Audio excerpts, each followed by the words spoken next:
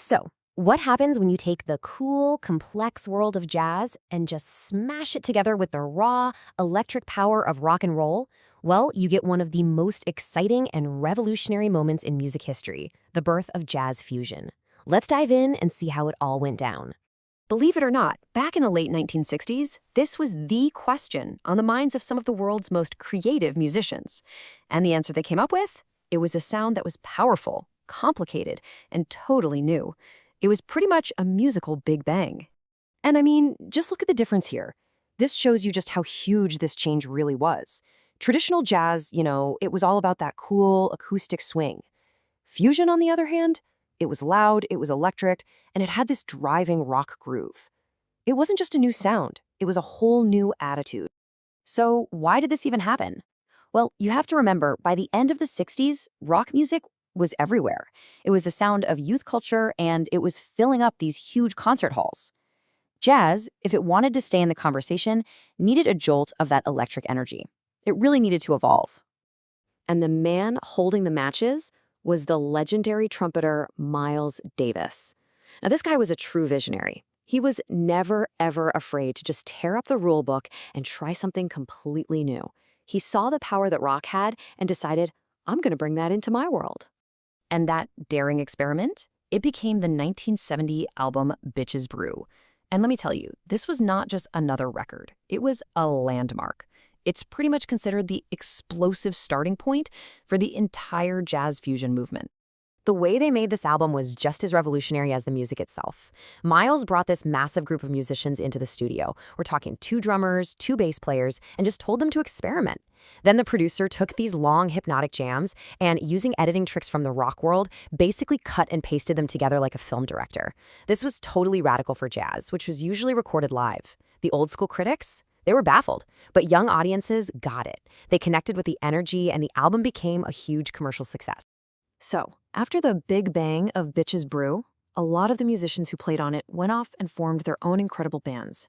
You can almost think of them like superheroes, each one taking fusion in their own unique direction, exploring this brand new universe of sound.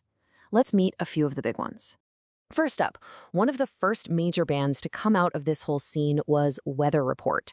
They went on to become one of the most successful and longest-lasting fusion bands ever, and they were all about a sound that was bigger than any one person.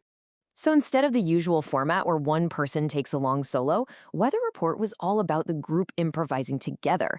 Keyboardist Joe Zawinul was a master of the synthesizer, creating these incredible new soundscapes nobody had heard before. They also mixed in musical flavors from all over the world. And then, when the legendary bassist Jaco Pastorius joined, they blew up and got mainstream success, even scoring a huge hit with the song Birdland. Okay, now let's flip the script completely. If Weather Report were the team players, then Mahavishnu Orchestra, well, they were the power players. This band was all about breathtaking speed and crazy intensity. Led by the guitarist John McLaughlin, this group played with the raw power of a heavy rock band. They blended the complexity of jazz with ideas from Indian classical music. And get this, they had a violinist, which gave them this totally unique cutting sound. They were famous for playing these unbelievably fast and complicated musical lines all together, in perfect sync. It was insane. But fusion wasn't just about mind-bending complexity and speed. The pianist Herbie Hancock took the whole genre in a completely different direction. He mixed it with funk and soul to create music that just made you want to get up and dance. Herbie Hancock took his deep understanding of jazz and combined it with his love for funk music. On his classic album Headhunters, he used these new synthesizers to create these incredibly deep, groovy bass lines. The song Chameleon became a massive hit because of its infectious, danceable rhythm. He proved that fusion could be both intelligent and just fun, and his work would go on to influence genres like hip-hop for decades. So we've met the bands, but what were the actual musical ingredients that made this new sound? What was in the secret sauce? Let's break down the toolkit these pioneers were using. The absolute key to the fusion sound was electricity. That warm acoustic piano was often swapped out for the Fender Rhodes electric piano, which has this really cool bell-like tone. The big upright bass was replaced by the punchy, driving electric bass. And of course, you had loud electric guitars with effects pedals, futuristic synthesizers creating sounds from another planet, and big, powerful rock-style drum kits. All right, let's talk about the rhythm for a second. To really get fusion, you gotta know about time signatures. It's just a way of counting music. Most of the music you hear on the radio is in what we call 4/4 time. It's got that steady, easy to follow 4 beats. Just think 1, 2, 3, 4. 1, 2, 3, 4. Now, while most popular music is happy just chugging along in 4/4, fusion musicians loved to play with what are called odd time signatures. So instead of counting to 4, they'd be counting to 7 or 11.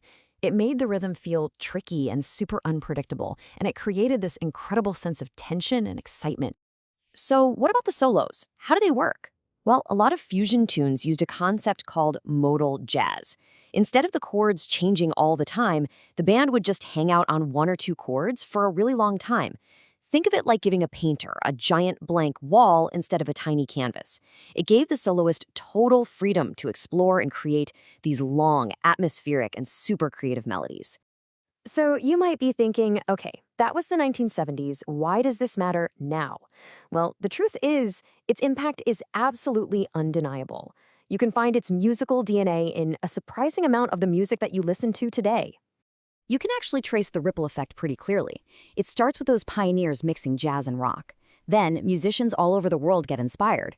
Pretty soon, rock and metal bands start getting more complex. Hip-hop producers start sampling the funky drum breaks from old fusion records. And before you know it, the whole idea of mixing genres becomes a normal, even celebrated part of making music.